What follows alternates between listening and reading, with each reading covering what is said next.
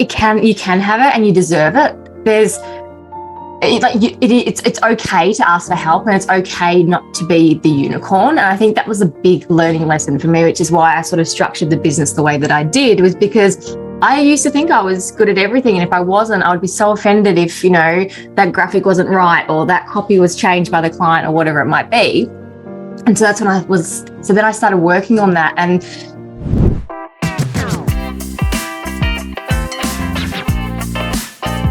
all right. Hello, everybody. Good afternoon. Good morning to our Australian friends. Hi, guys. Welcome to Streamline to Scale. Today, we have Katie Kirsopp here, who's a fantastic online business manager. And we are just going to be talking about all things online business management and what the difference is between that, operations, what you really need in your business right now, where you can start, and all the good. So thank you for being here, Katie. Really appreciate it. Thank you. And I don't think there's going to be too many Australians here at this time, but hello to anyone that is. Yeah, it's like 5 a.m. your time, so. Yeah, most of us Aussies are still tucked up in bed. I appreciate you jumping on early with us to be here today. It's really cool. No worries at all. I'm very excited. Awesome. This is going to be fun. So just so you guys know a little bit about Katie, Katie has become the person who could really get your business back on track with her experience and specialized expertise. She's supported businesses by streamlining their processes and connecting them with the team they need. We're all about streamlining here, in case you didn't know the name. Work smarter, not harder. Exactly. Through her work, she's discovered the best ways to help business owners achieve their goals is to align their strategy with who they are as a person and their unique view of success. So there is no such thing as a cookie cutter approach, and Katie is passionate about ensuring each person's strategic roadmap and system is set up and personalized. So I met Katie through just the community and having some conversations. We hopped on a call and she gave some really great insights on online business management, how she helps clients. So I wanted to kind of bring that all to you so you can hear a little bit more about online business management and what Katie brings. So thanks for being here today, Katie. No worries. Thank you for having me. The intros always make you sound awkward. Feel awkward. I'm like, oh, is that really me? No, it's not just you. I didn't fumble this much as usual, but yeah, normally it's a little bit rougher. But no, that was easy. We're all streamlining here, so it fits in really perfectly. Yeah. Perfect. Awesome. But yeah, so thank you all for having me. I'm excited. Again, anyone who's live, if you've got questions, just pop them in the chat as well. Happy to answer, and yeah, we can go from there. But I'm ready. Let's do this. All right, sweet. Yeah, just ask your questions and we'll kind of answer them as we go. We'll do a little bit of Q&A at the end too and go from there. So I am curious, how did you get started in this space? Like, what encouraged you to become an online business manager? It was by accident, really, if I'm honest. It was by accident. I started off, I think a lot of people had the corporate career, had the kids or HR at that time, and I just wanted the flexibility. So I thought, I'll jump on and be a VA. But quickly discovered that wasn't very good for me. That was not my zone of genius. And then I realized that it is that high level team management strategy, working side by side with the CEO entrepreneur. So I kind of fumbled across it. It's like it found me as well. That's that cliche, the job found me. I was working with a client who said, I think you should do this. You'd be better off suited to this. And the rest is history, really.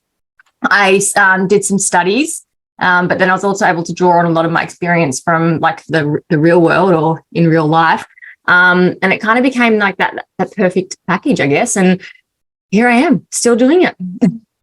I love that. And like the flexibility that you get to like spend time with your family. Like, I know you're a total go-getter. Like, you're talking to clients all the time. You're always there for them. You're always strategizing and all that stuff, but you're also able to do all this from home, like working with your family. So I think that's really, special. And it is.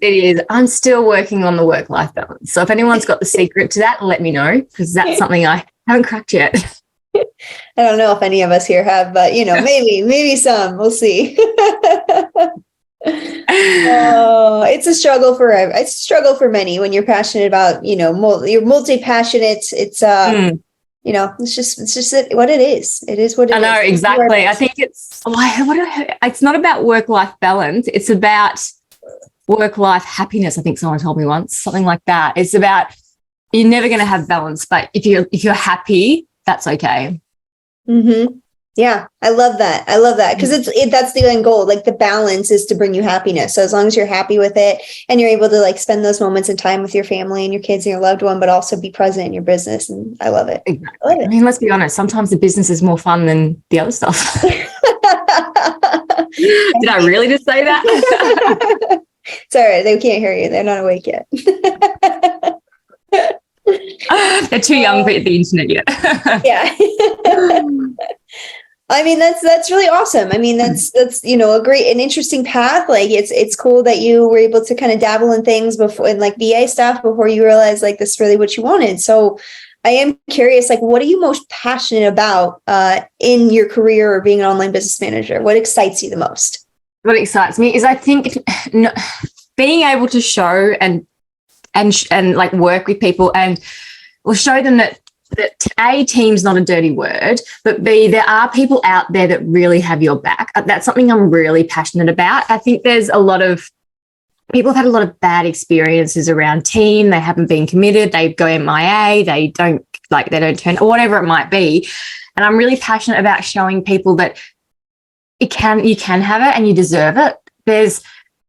It's okay to ask for help, and it's okay not to be the unicorn. And I think that was a big learning lesson for me, which is why I sort of structured the business the way that I did, was because I used to think I was good at everything. And if I wasn't, I would be so offended if, that graphic wasn't right or that copy was changed by the client or whatever it might be. And so that's when then I started working on that and bringing in a team and working with the team so that you can have that experience. There is such a thing as the full unicorn experience. It's not one person. So I'm really passionate about that, and also making sure team are looked after. I'm not at all interested in people who don't respect their team. I think that's really rude, and I think everybody on the team is equal. And I'm also a believer, right or wrong comes like depending on what side of the coin you're on with operations. But I do believe that if you're asking someone to do the task, you should have a clear understanding on how to do it yourself. And I'm a big believer in getting your hands dirty. So when I work with people, the operations manager can sometimes seem like a really glamorous job. You're sitting up here and you're telling people what to do on a Asana board. I don't particularly believe that. I think that as the ops manager, I need to be able to get in there and get my hands dirty and do the work and show them how to do it. So I guess that's what I'm passionate about is just showing people that support is a good thing, and that it doesn't have to be this fear of someone coming in and not doing the right job, not doing it the way you want, taking clients, whatever else, all those things that go through your head, because it goes through everyone's head. Like it's normal to think that, but I want to show people that it's not the case. Like, you can partner with people who genuinely want the best for you. And that's what I want to start to portray. And that's what I want to bring forward with like the work that I do with people, is that, we partner with you. Like contractors can partner with you. It's not about, your client number 3, so you only get this many hours. Like it's relationships. And I could talk for hours on that, but that's what I'm really passionate about, is making sure that team is looked after and people feel supported, and not just another number. I love that because that is a huge thing. It's a big pain point for a lot of business owners, and they're often afraid to, hire team, keep team on. They're feel, you get a lot of them get a little nervous, like you said, taking clients, all that kind of stuff. Talked to somebody about that earlier today. It's like, madness. But the interesting thing, what's that? It's on the flip side. The interesting thing is on the flip side, I have clients that try and take my team. So it does work both ways. It does. And that's what I want to ask you about, is like, how do you keep your team so cohesive and working together and collaborative, especially in this online space? That's been a huge thing for a lot of people. And is it only your team, or do you work with other clients' teams too? So I work with other clients' teams. There's either I go in there and I work with other teams, or people come and work with me and my team. For me, the biggest thing is, I honestly I try and tell them at least once a week how much I appreciate them, and giving them that space to, to grow. Like, I know that they're all business owners, but I also respect that. And so I will be that first one to help them, encourage them. If, a job comes up, yes, it's going to be painful for me if I lose them, but if it's their dream job, I want them genuinely to be happy and to genuinely succeed. And so I will support them wherever I can. I think that's communication, having a good relationship with them, but also having the boundaries too. Like, I know with my team, I'm very strict. I say, don't work weekends. Like, whereas if you want to, that's fine, but do not reply to clients on weekends, and really enforce that they have a life too. If I want to do it, that's my own fault. That's my own problem. That's cool.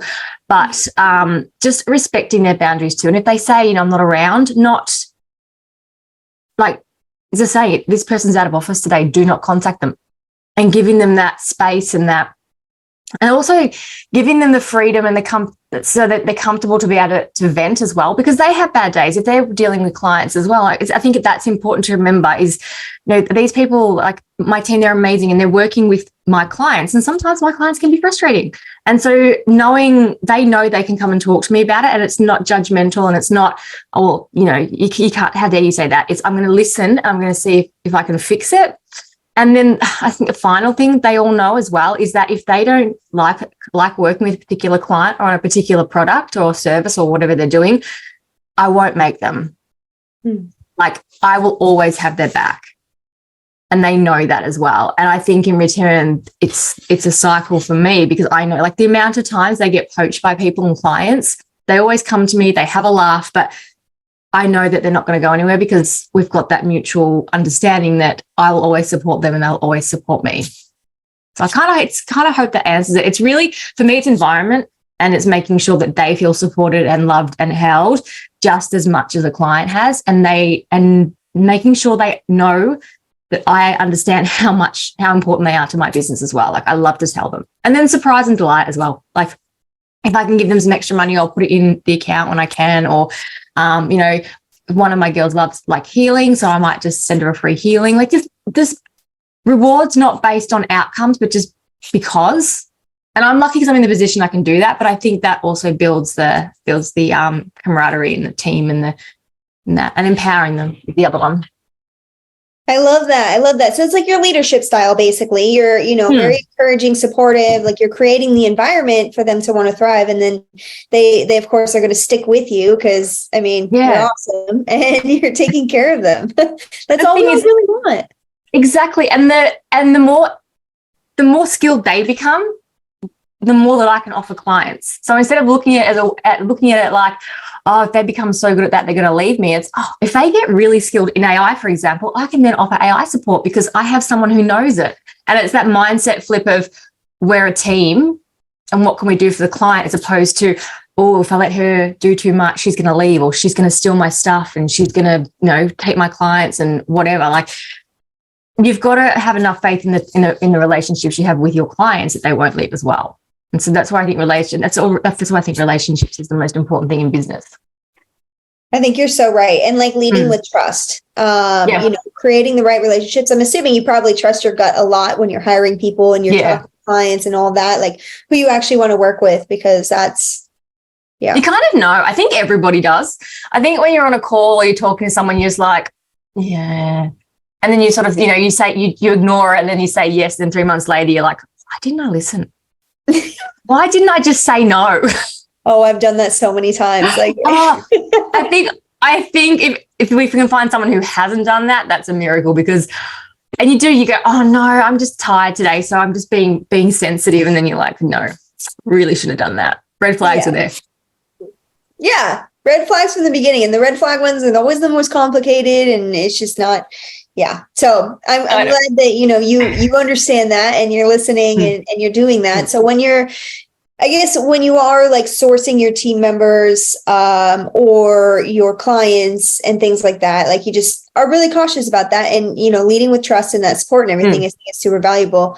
I am curious, a couple of things about online business management. So this is a thing that, like, I talked to a few people about, like, what's the difference between online business management and operations? Like, what does that really mean? Which one's for who, and yada, yada. And looking it up online, it says operations is strategy focused, whereas online business management is hands-on, getting the tasks and projects delivered. What are your thoughts on that? What do you actually see it as? So for me, I see it as the online business manager is someone who is there to guide the ship, to steer the bus, however you want to sort of phrase that. There's someone who's experienced in different back-end operations. So really, I see the OBM as somebody who becomes that gatekeeper as well to the CEO. So you've got the CEO here, they're doing their thing. They know, for example, Michele, you know that you shine on camera and you shine doing that type of thing. Like that's what you want to do. You want to deliver, you want to be on lives, you want to be on podcasts. That's what you want to do. You don't want to worry about all the back end stuff. You don't want to worry that someone's payment hasn't gone through, but you want to know that every client's being nurtured, cared for, and loved. So the business manager, then that becomes the business manager's responsibility.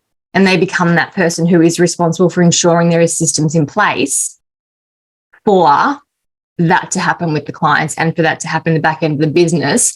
Where my view differs a bit too is I love automation, yes, but I also think personal touch is a bit more important. And so I think it's really important to have that balance of bringing in the systems and the automations that will do it for you, but also still having that personal touch, because especially the way the market is at the moment. And I think it's just fair that everybody feels like they're more than just a number or another, tick in the box type thing. So it's the business manager to create, it's their, as I see it, their responsibility to create that team environment, to create that system, to create that process that people come in and feel loved, nurtured, and the CEO is at peace of mind because they know this is happening in the background, and they can go and focus on bringing people in, nurturing their audience, doing all that. And the business managers there managing the team, making sure that everyone's happy, and all those little day-to-day little hiccups and things that happen. Half the time, the CEO doesn't even need to know about them. And that's sort of where I see the role sitting. And it's really important to what I touched on before is that I believe that an OBM needs to be able to know how to do things as well. It's more than just, here's an Asana board, here's a launch checklist, go and do it. It's, okay, so your website's broken. What can I do to fix it? If you're mid-launch, the last thing you want someone to do is go, hang on, I'll fix it. Let me go and set an Asana task up. Let me go and find someone to do it. Like they need to be able to think quick and go, all right, I know somebody can fix it. Let's just get it done. And then after the fact, look back and go, okay, so was this something that we could have prevented? Is this something that, because let's be honest, tech glitches happen anyways. Like this part of, I don't think I've met anyone who's had a launch that hasn't had a glitch. And so it's about the problem solving. And then the other part of the role, the other, like this is where I shine, is the strategy. It's looking, okay, where do you want to be in 12 months time? You want to be here? Great. Let's reverse engineer that. How? You need to have this. You want to open a new course? We need to have all this in place before you do it. And having that person to say no, I think is really important as well, because as much as I love my clients, they sometimes go off on little tangents. I've had the best idea, let's do this. And it's about going, yes, it's a great idea, but where does this fit in? Like if you're going to do that masterclass, you realize that this quiz will then not be finished because the team will be working on that, and just making sure there's that understanding of the bigger picture. So the idea of the OBM is to always have the big picture in place. And that's what we're looking at. That's what we're thinking about. That's what we're working towards. And everything we're doing is towards that vision. Does that kind of answer? I kind of went on a bit of a tangent then. Oh, I loved it. That's exactly what I wanted to hear. Because that's the thing that I have a lot of people, of people misunderstand what an online business manager and an operations manager is. I don't know of any. I mean, I've heard of people who say, no, that's not my job. No, I'm not going to do that. Or, like you said, let me create a task and figure that and then send it to someone. It's like, no, you get things done. Like that's what this whole role the thing. Is. That's what you are as an operator.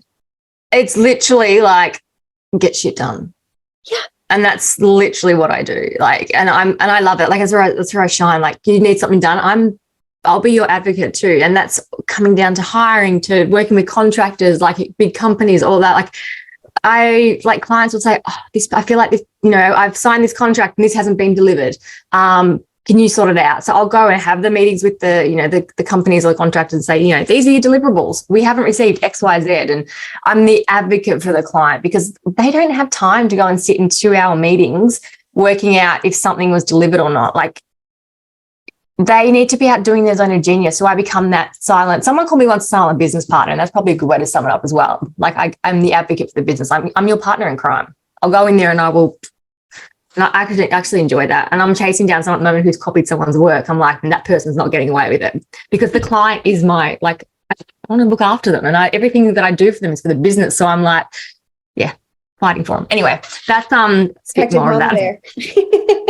Yes. For your team and for your clients, it sounds like. I mean, yes, it's important. That's what they need. They need that. We all need it. Like, the online world's so hard to find a good niche, and it's hard to find people who care, and it's hard to feel included. So I think once you have that, it's really important to nurture that, and it works both ways. Yeah.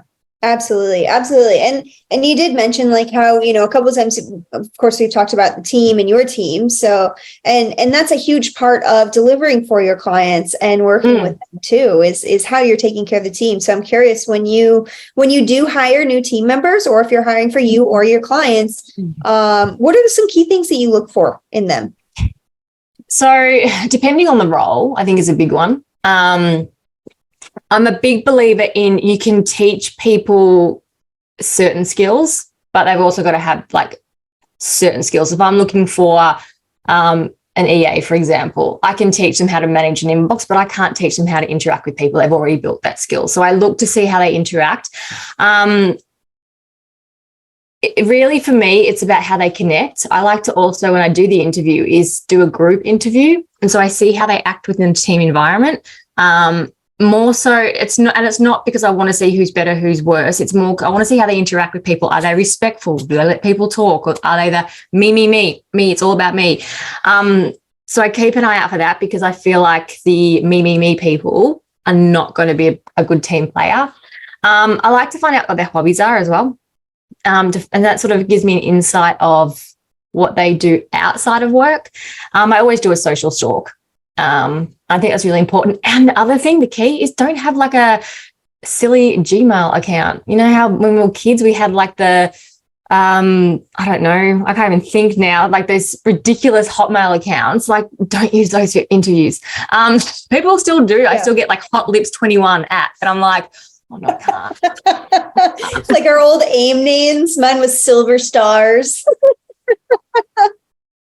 So I can't. So I'm like, those little things like that I look out for. Again, if it's an EA role or something, I'll need to know attention to detail, because that's a huge part of the role. So I'll, throw in, I might say, can you reply to a client email as a test task? I believe in sending a test task, but not doing a test task that is actually a job you would pay someone to do. I think there's a really fine line there. I think getting someone to do something for like 10 minutes to show they can actually do a skill that they say they can do is fine, but having them build something that you're calling a test task is not okay. Or if you want them to, pay them. Like I do, there is that ethical thing there. But going with my gut as well, being able to have that conversation, and knowing the different personality types as well, because and it's very stereotypical, but I like a lot of tech BAs that I work with don't like to have big, long conversations. So I need to respect that and know that, that's the way that they like to, they're a bit more introverted. They like to just go and do their work, and that's it. And respecting that, and not like just having like not crossing them off because they haven't sat there for 3 hours and talked to me about something. Yeah. The communication styles. It's like understanding the different people and different personality tests. Do you do personality testing and like look at those with your team? Depends on the client. So I work with a whole range of clients. Some prefer to do like their human design or what their birth chart, like those sort of things. Others prefer the more traditional, the disc, the strengths. What's the Go Strengths Finder? So it really depends on the client. I like to use a bit of both. I think sometimes people can answer what they want you to think they want answered. Mm-hmm. And that I'm always wary of that, because I'm like, okay, if they're going for an EA job or they're going for a high level management job, they're going to like have that in the back of their mind when they're doing that test. They're going to answer what they think will be the right answer. So it's more for me, it's about conversation and connection as well. And like, just, digging in and finding out a bit more about them, how they interact, asking for experiences, I think is a good one. What are they proud of? That's all. I always find that interesting. And I think a big thing is asking a time when they failed, because we've all failed. We've all done it. No one's perfect. So if they're open and honest about that, it kind of leaves a good taste. It's like, okay, you're genuine. You know that there's places to work on. Everyone's got places they need to work on. Yeah, for sure. And that also shows you the problem solving. We all do. And that also shows you their problem solving skills too, like how they solved whatever dilemma or failure that was. Yeah, exactly. 100%. But in short, yes, I do use them, but I don't swear by them. Like I use it in a mix of different other tools. Absolutely. That's like kind of what I do is like a lot of clients, we do personality testing, like different versions of them. But I think like you said, is like, they're so easy to manipulate based on what you want. Oh, I know. What you think your personality is. I've seen some that are so like, I hear, like good friend or somebody does it and then they tell me their results and I'm like, oh, I'm really? Totally not this, that, and the other. And I'm like, you're actually. And it depends on mood. Sometimes you're in like the best mood and it's like, oh, I love life, the bang, bang, bang. Other days you're having a bad day and your results are different because of that. Absolutely. That's exactly it. It's like, it's the state of and frame of mind that you're in that moment and what you're working towards or achieving. So yeah, use it. Yeah, use it, but as a baseline. I did actually try I was hiring for an EA and I tried I can't remember what it was called, but it was it was attention to detail test. That was really interesting because I failed it. I was like, oh, and then I'm all like, wow, what's wrong with me? And got all defensive. But it was really interesting because a lot of people did, and on like resumes and CVs or they'll say attention detail is high, but then you actually do this assessment, and I was like, it was really eye-opening because I thought I had a good attention to detail, and it turned out via this test I do not. Well, that's how you can do so many things at once, and how you can manage a team who's attentive to detail, because you can see the bigger picture, which is where you're in terms of the strategy, big picture, and then you know how to manage and lead a team who can implement it. So. Yeah, so I just find them very interesting. But anyway, it is cool. Yeah, I guess I am curious, like, in terms of like online business management, who are really like the ideal clients? Like, who is it really for? Like, is it who would be an ideal client for an online business management? I can really only speak to me for that. So I know that ideal clients are different for a lot of business managers. For me, it's go-getters, people who know they know where they want to be and they're not afraid to put in the work. I think that's a big thing for working with me and my team, especially, is that if you say you want something done, we're going to do it. Don't be like, oh, I need to think about it. It's okay. We're doing it. This is what's happening. You want to get there? We're going to make you get there. It needs to be like an ideal client. I guess you need to have an established business. Like a startup an OBM's not right for a startup. You need to have some sort of flow, some clients in place so we can work with you with the systems. On the flip side to that, I suppose if you are starting something new and you want a system built out, a project base would be good for you. I wouldn't go on a retainer because there's no need for that. But where the clients I normally tend to work with sit in that sort of that high 6 to 7 figure, they've been around for probably 5 years. They've got 1 or 2 VAs, but they don't really have much structure in place. So I come in and we restructure it and we really push them to go to that 7 figures. And then sort of once they get to that high, like 7 to 8 figures, that's when we look and go, all right, maybe it's time to bring on a team member, full-time team member, depending on what's happening. I might come in and consult just on strategy, things like that. So it's really about, for me, being a driven person and knowing that it's an investment, and that, like, there's no way around that. And working with like a business manager is an investment because they're going to also bring in systems that they want to use, which potentially can come at a cost. Or, you might want to change from one system to another. It's an expense. It's not just an easy project. So understanding that as well is really important. But for me, it's the drive. Like, you've got to you really want to take that next step. You want to get organized. You're sick of being in the day-to-day. You're feeling overwhelmed. Every time you look at your phone, it's like, oh, another message, seriously?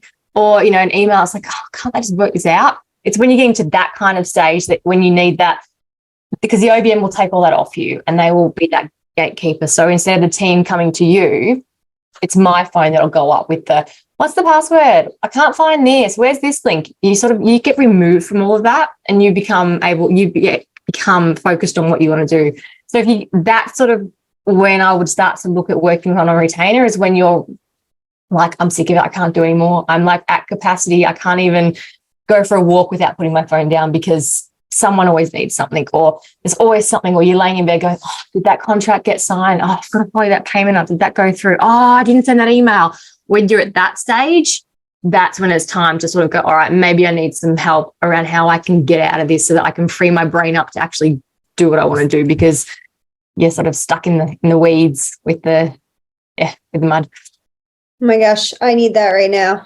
Oh, everyone, I often say it. I'm like, I need one. Yeah. Does it? Oh, for real. It's like, so many people that I talk to are like, it's just like getting on that support and having that person to like get things done. Like that's all. Yes. It's all, and it's the operations or anything. And it's the hard role to hire for, because these people are coming in and they're meeting your clients. They're seeing your secrets. They're like, yeah, it's really important that when you work with an OBM to make sure that you have a really strong non-disclosure in place and things like that, because they do come in and they see all behind the scenes. Like the amount of stuff I've seen behind the scenes is amazing, but I'm also very wary that, I can't abuse that trust. So that's something to just keep in mind when you are hiring one. And I think that's why a lot of people do they don't jump into hiring the role, because you're giving them access to your whole business, your contacts, your courses, your emails, like everything. And yeah, and that's why I'm passionate, which it brings it back to point one, is why I'm passionate about making sure that, that it's not a dirty word to have a team, and it's not a dirty word to have support, because not everyone's like out there there are people who want to see you succeed. And it's just finding them. Absolutely. And helping them get to that success level. And I know a lot of like what you're doing in order to do that, like you said, is setting up the systems for them. Yeah. So like, I'm curious, what kind of systems do you typically set up? Like, what do people really need the most? Project management system and communication. Actually, it's like a non-negotiable. They need that, because I'm laughing because I recently started with a client who didn't have a project management system, and I remembered my rule: don't work with people with no project management system, or people that don't want to set them up. Because there needs to be a place to put everything. Like at the moment, in a typical scenario, everything's up here with the entrepreneur. It's all in their head. It's like they know that customer A needs this. They know that, they've got to do this, this, and this, but no one else knows. So for me, the hardest part is extracting that and then putting it into a system for them. And again, this comes back to what you sort of mentioned when you introduced me, is that it needs to be personalized. There's no cookie cutter way to have someone's system. Like you can't export someone's project management system and plug it into your business and expect it to work, because everyone's so different. And I think it's really important that when you are setting up, or you're looking at systems, even hiring as well, you take other people's recommendations on board, but you need to be the one that is happy with it. And I believe anyway, the team needs to learn to adapt to that, because at the end of the day, it's your business. Everyone leaves, you've got to be able to use it. And so if you have this, high level tech crazy system that, your coach has said to get, and then you can't use it, it's kind of like a waste of time and money. I also think it needs to be simple. I think people overcomplicate systems, but that's a whole different conversation. So it's really about, just making sure that you get what's right for you, I think. So the project management tool, and then the communication, I think, is really important as well, because otherwise things get lost. And streamlining that, Slack seems to be pretty universal with a tool to use, and just making sure that's set up so that you've got the correct channel, so that when you are having conversations, you're not losing important information, and knowing that those communication channels aren't for tasks and aren't for delivery. It's for, I need a code, or did you see that email from so-and-so, or I just had this great idea, can you put it in Asana for me? So I find that what works really well is a CEO isn't in the project management system. they're just in the Slack channel. And normally it's just me, because if they do it with the team, it can get a bit overwhelming, and they just dump everything in the channel. And then me or my team, or however it's working, will then extract that and put it into tasks and things like that for the team. And so it becomes this, it's clear for everybody. So I think that's really key, project management system for all your ideas. And it's easy to, like, it's people, I think as entrepreneurs, we forget that what we find easy and what we're like, oh, I don't need to do this, other people don't know, and team don't necessarily know. And so having it laid out for them that, you know, you need, if you're doing a launch, you need a Facebook cover change, you need the Instagram link tree change, like all those little things, having that list for them, it just ensures things get done. So I think project management tool and communications is the two most important, and they don't have to be complex. Absolutely. And I think like getting those set up, it's like a nightmare going into a client that one either doesn't have it or is, and if they're not willing to put it up, like that's a big no. But yes, when, they're willing to have it set up, like it's so essential when you're trying to run launches and you're managing team, like as you grow, you really, really need that. And so like these checklists and everything that you're putting together, do you when you're putting the project management software together, one, do you have a preference on which one, and two, do you put the tasks into the software and assign them to the team, and how do you like keep them to go in and actually review and use it? So the preference, I have a preference. I prefer Asana because it's simple. However, like I just said, it's really on what the client wants. Like we've worked with ClickUp, we've worked with Trello, we've worked with Notion, we've worked with Teamwork. Like Monday, I think I've got something coming up with that. So it really is about what the the business owner is comfortable with, because at the end of the day, they need to be able to use it. We don't want them to use it, but they need to be able to. And then in terms of like setting up the project, we do it all. So a typical conversation would be, all right, Katie, I want to launch a new product. Okay, great. What's the product? You'll go through it all. I will go away then and I will break that down into tasks. We assign that to the team, whether that's my team or your team. And then we manage that project. So something's not done, I want to know why.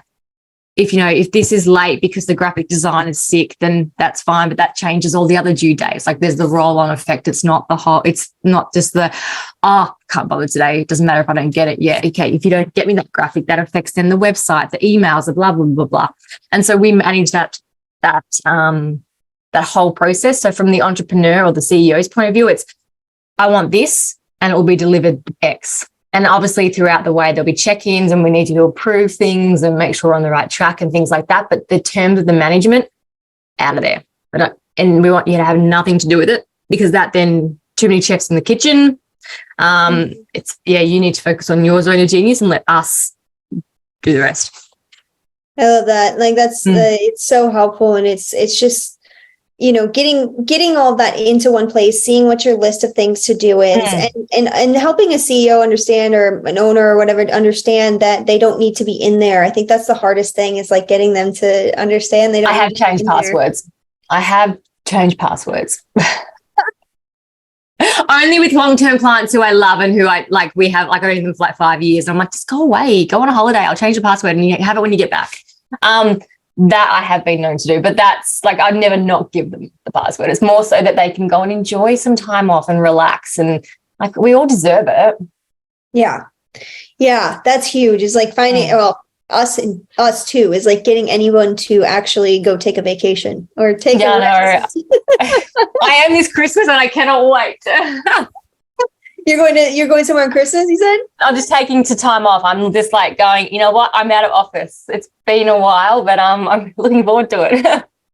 It's such a difference. I took my first 2 weeks off in over 10 years recently for my mom's birthday. We took her to Italy and Switzerland. I swear to God, I was a psycho before, like straight up psycho. And then I come back and I was like, wow, I am not reacting how I used to. Like I am not losing my mind. Like it just makes a difference. So work-life balance or work-life happiness matters. It's like, sometimes you do have to take a step back to see that bigger picture. And I know, like, I hate being told that. I know that all my clients hate being told that, but it's like, go away, don't do anything for, 24 hours. Nothing is going to change in 24 hours. Come back and see what you think then. And it's a whole new conversation. And it's so exciting because it's like the energy changes and it's like, okay, we're clear. We know exactly what we're going to do and we execute on it because it's you've got to have a clear vision to be the leader. You can't sort of be like, I think I want to do this, I think I want to do that, because that will then filtrate down. Because then, well, for example, if you're not clear, it means I'm not clear. If I'm not clear, the team will come to me with questions and I'll be like, hang on a minute, let me just check, let me go back. Like, and it's all murky for everyone. Whereas if we know that the CEO wants to be on 10 podcasts by the end of the year and launch 3 courses, we know. So they come to me and say, well, what about this? It's like, is it in the goal? Is it going to move the needle? What do you think? And then it's like, and all of a sudden everyone's clear and we know where we're going. Yeah, like actually showing showing what the team's working on now, what the projection is, creating those timelines and I love it. It's there's so many, there's so many ideas. We need we need a not right now person. Yeah, exactly. And that's why we have I always recommend for the entrepreneurs is to have somewhere to dump all that, a parking lot, a brain dump, whatever you want to call it. I always have a board in Asana where I say, okay, if you've got an idea, send me a WhatsApp. I'll put it in there and we'll address it at the next meeting. And honestly, 9 times out of 10, it's, that was such a bad idea. Why did I want to do that? But that's just part of the job. I mean, we've all done it. I mean, I've woken up in the middle of the night gone, that is the best idea. And then woken up properly and gone, oh my God, really? I must have just been half asleep. It's normal. But having somewhere, because once I think it's out of your brain, it's somewhere you can then relax and focus on other things. Yeah. I think that's huge. I do have a couple things in here, but I saw that Isaac has a couple questions, so I'm going to throw those out to you if that's okay. Yeah, go for it. All right. What aspects of this do you think a business owner should be able to handle at the level before hiring someone for it? Both so you can get there and also be prepared when it's time to hire. I think you need to have an understanding of how you want your business to work. I think that's important.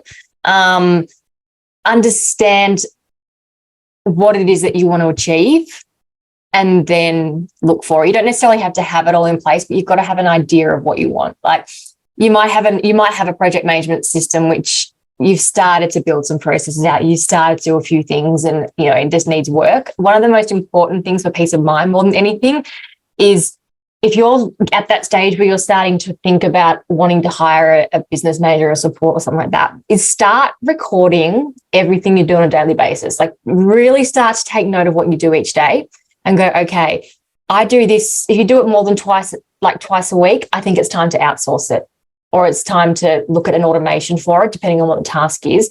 But start to really know what you do. Start to screen record tasks that you do, because the best way to make sure that the consistency is going to be there and your standards are met is you've got to have the SOPs in place to start to screen record. And it can just be a screen recording. Like if you're uploading a blog, just record how you do it. You like to go in and check the H1 headings, et cetera, et cetera. And then you start to build this kit that you can hand over to somebody. The other thing I think is important is the frame of mind that it's not always going to be the way that you want it done. Like it's really important to be okay with that, because otherwise if you're not, you're never really going to be able to let go. Like I used like that. So I reframed it and I think now, okay, it's not the way I would do it, but sometimes it's actually better than I would do it.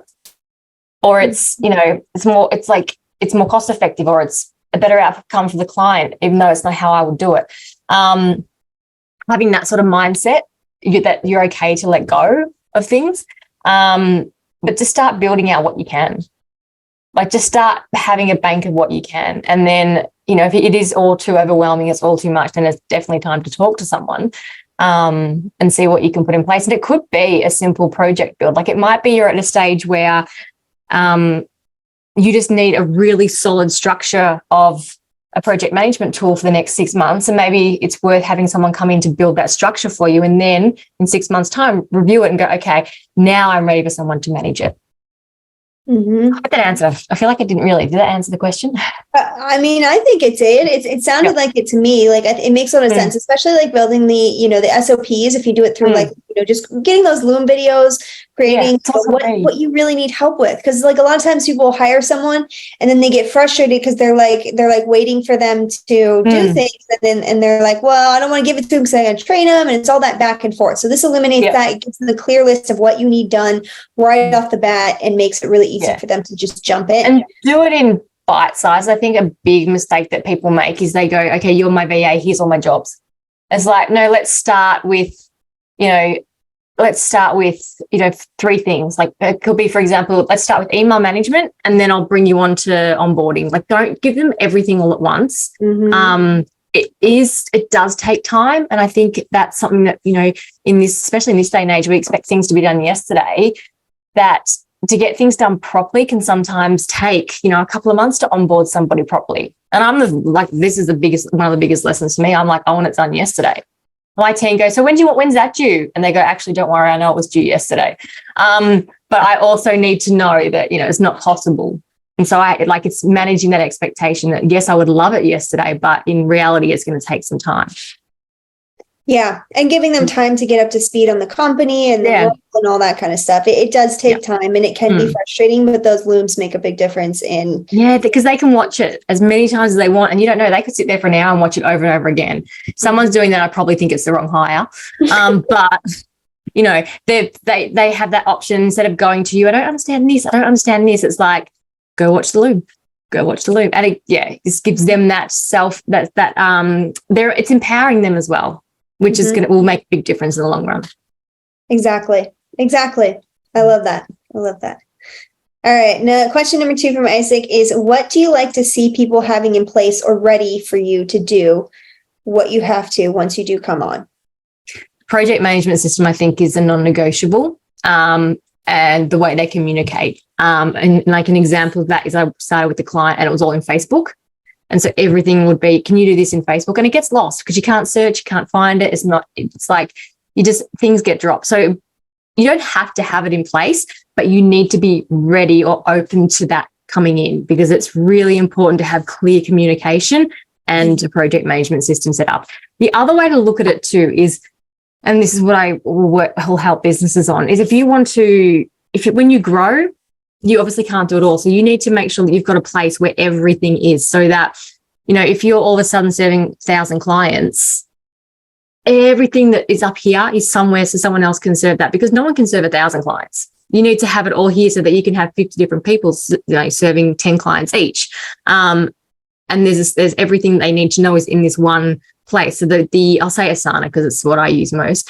The Asana board becomes the hub of the business. It's like where everything happens. If you don't know how to do something, you go here. If you want to know if this client's paid, you go here. If you want to see, sale, you have CRM for sales, but if you want to see, what's coming up in certain courses or what we're launching in 6 months' time, you zoom out and you have a look at the big vision view, and you can see this month we're focusing on promotion, next month we're focusing on building, the month after that we're doing a masterclass, then we're doing a live. Like, it becomes a place where everything is.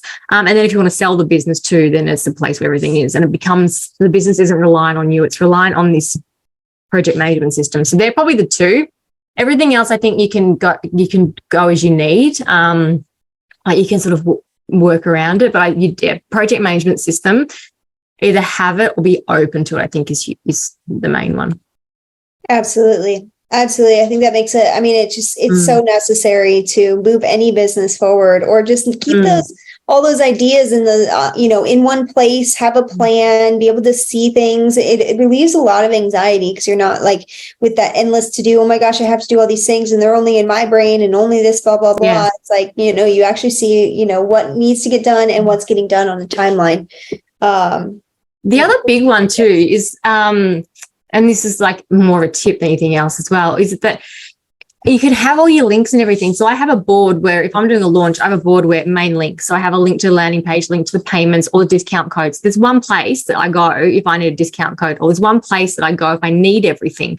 The other thing as well is, when you're working with a team, is that instead of having a Slack channel or Facebook where there's 6 different conversations going on all at once, you go into that task and the communication is purely based on that task. So you can go back and go, oh, that's right, we said it was going to be X, Y, Z, or okay, that's been approved, great. And you don't have to go searching through threads and threads and threads of chat. It's like, okay, I can't remember what she said about that landing page. Let's go check. Sana, the task, all the comments are there. Done.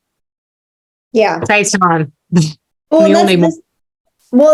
the other thing, like with the Slack and stuff, like I've noticed a lot of business owners are adverse to using the threads, but that's how like you can keep the project separated. So are you saying you have these conversations about the project in the project management software, or you do them on Slack and it goes into the software? It's a bit of both.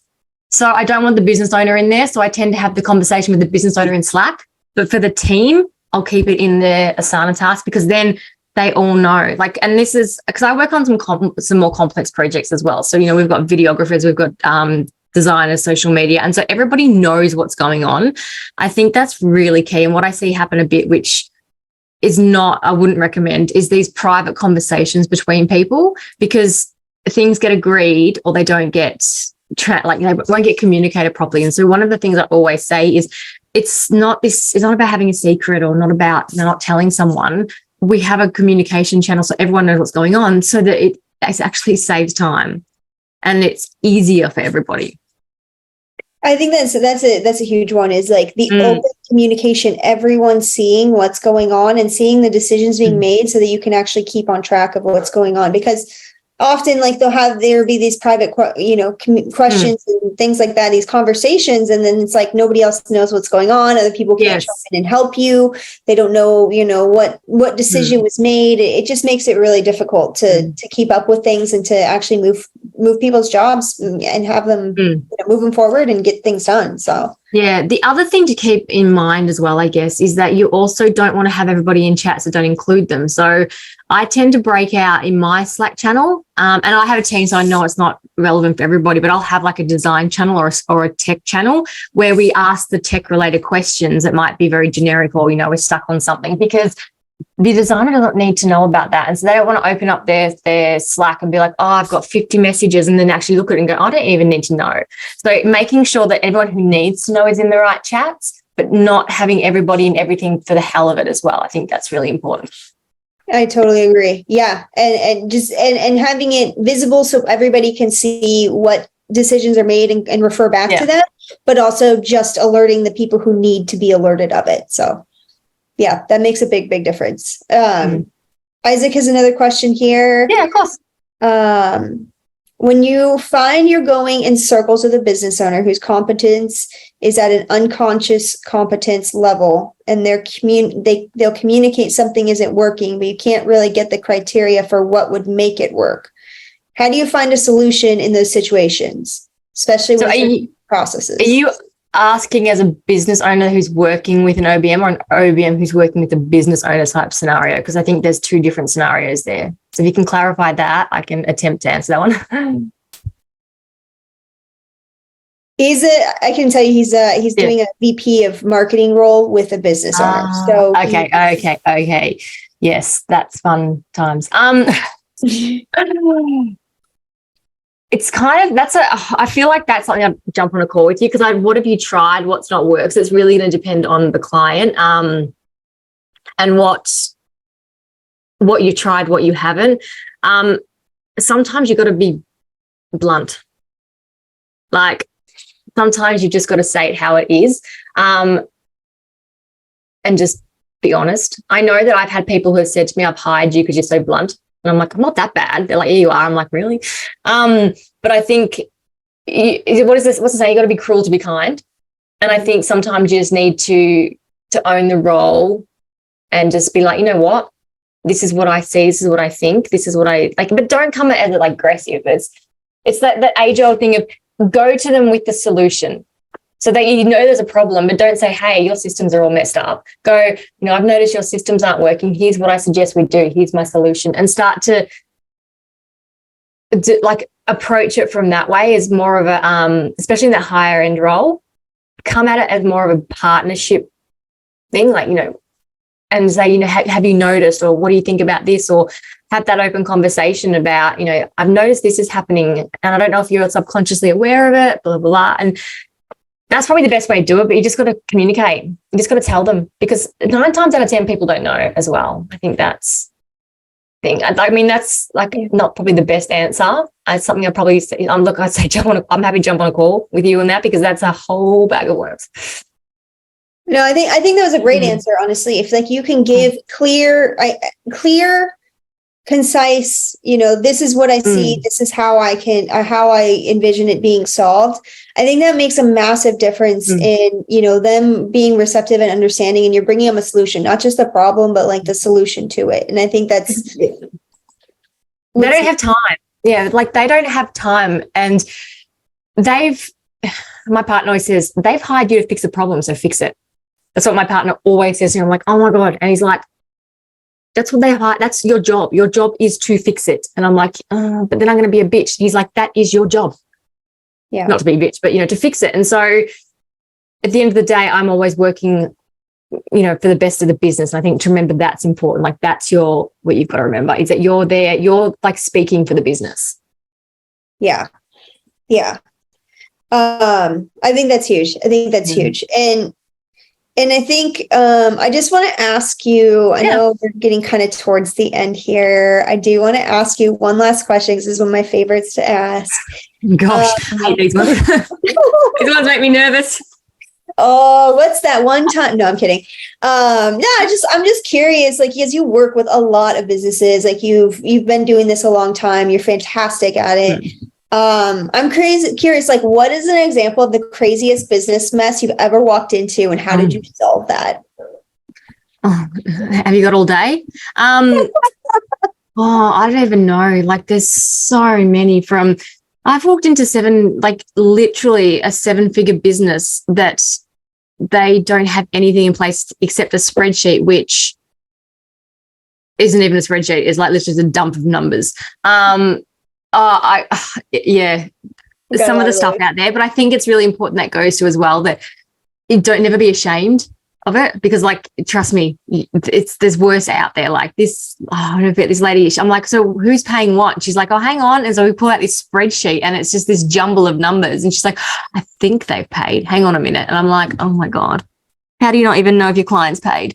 Other ones when I've gone into an Asana board and there's tasks from 3 years ago. They're like, I use Asana. I'm like, it was from 2017. Oh, yeah, I haven't done that yet. I'm like, oh, God. Honestly, there's so many things. Like I've worked with people who don't even know how much they earn, down to people who have every single system and Zap in place but actually have no idea where it goes. Oh, yeah, I've got that Zap, but I don't know what it's doing. Or, I've got ConvertKit and I've got Kajabi and I've got ActiveCampaign. Why? Oh, because they're all good. And it's like, oh.